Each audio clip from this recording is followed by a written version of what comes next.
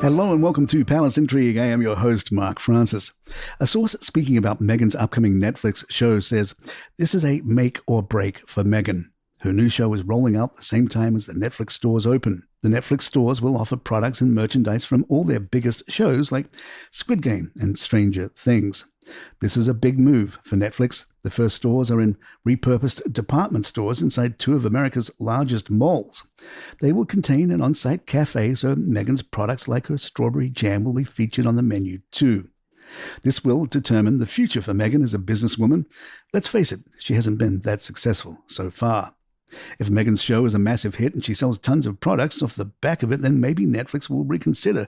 But at this stage, it's all about them supporting her show and then quietly letting the contract run its course. The streaming giant hopes to eventually open Netflix House stores coast to coast.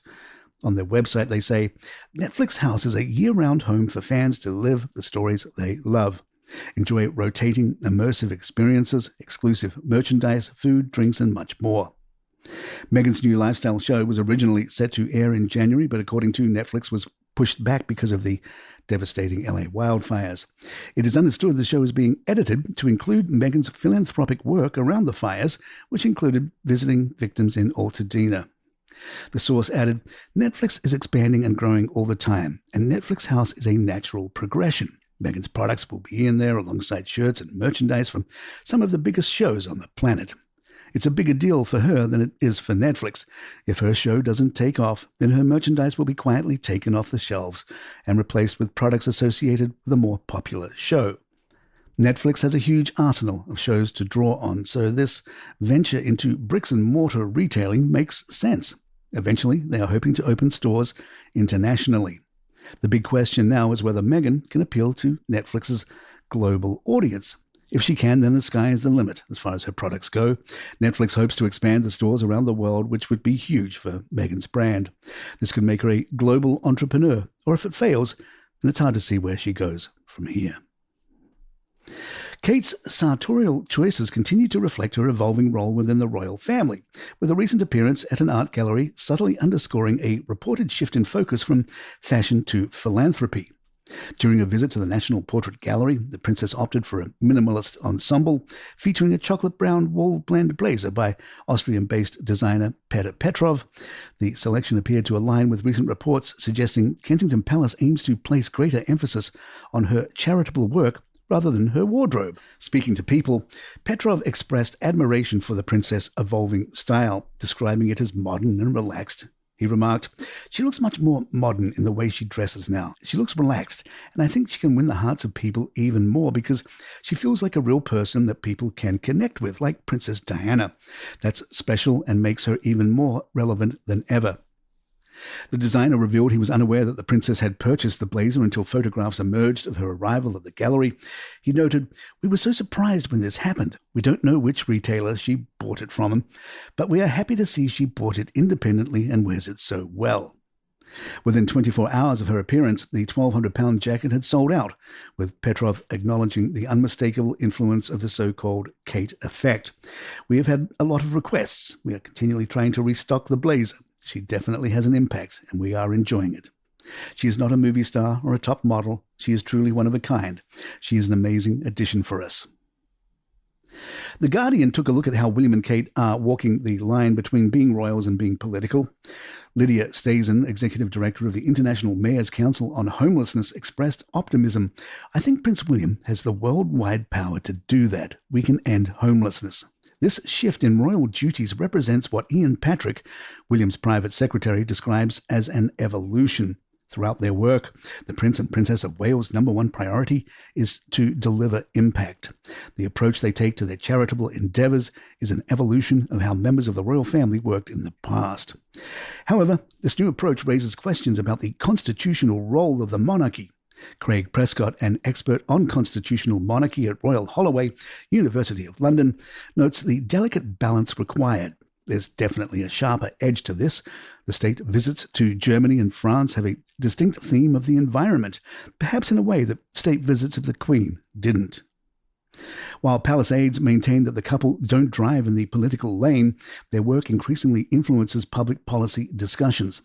The princess's early years campaign has drawn support from experts like Kate Silverton, who affirms, "It's totally authentic. There are not many people who can bring such a wide range of experts and organizations in a combined initiative to share the science and their learnings in the spirit of public service and for the greater good." The prince himself addressed this evolution during an interview in Singapore last November, stating, "The thing that ties it all together for me is about social leadership. I want to go a step further.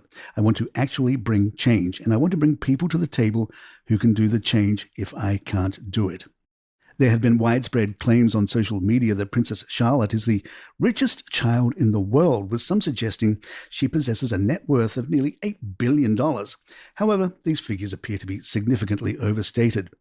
The 9-year-old royal is, of course, set to enjoy a privileged life free from the financial pressures faced by ordinary households. However, the notion that she holds billions in personal wealth is, in reality, a misunderstanding of how such estimates are calculated. The origins of this claim appear to stem from an article which sought to quantify the royal children's value to the British economy, rather than their actual personal wealth. In Princess Charlotte's case, this figure is largely attributed to her fashion influence, an assessment that does not translate into direct financial assets. Indeed, should she follow in the footsteps of senior members of the royal family, Charlotte will undertake public duties and receive funding from royal estates rather than accumulating personal wealth in a conventional sense. At present, her parents, the Prince and Princess of Wales, are funded by the Duchy of Cornwall, an estate valued at £1.2 billion, generating approximately £30 million per year. In time, this will pass to her elder brother, Prince George, while Charlotte and her younger brother, Prince Louis, will likely receive funding from the Duchy of Lancaster when their father ascends the throne. Ultimately, while Princess Charlotte is certainly part of one of the world's most famous families, the suggestion that she is personally worth billions is a considerable exaggeration.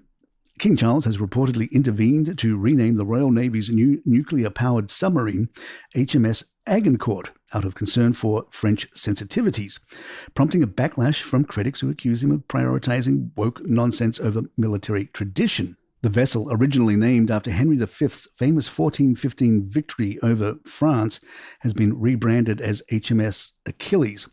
The decision has ruffled feathers among some politicians, including former Defense Secretary Grant Shapps, who called it nothing short of sacrilege, and Sir Ben Wallace, who dismissed it as a pathetic grasp of foreign policy. However, not all are outraged. Celebrated French chef and King's Foundation ambassador Raymond Blanc says he's unbothered, arguing that the French know how to take a joke.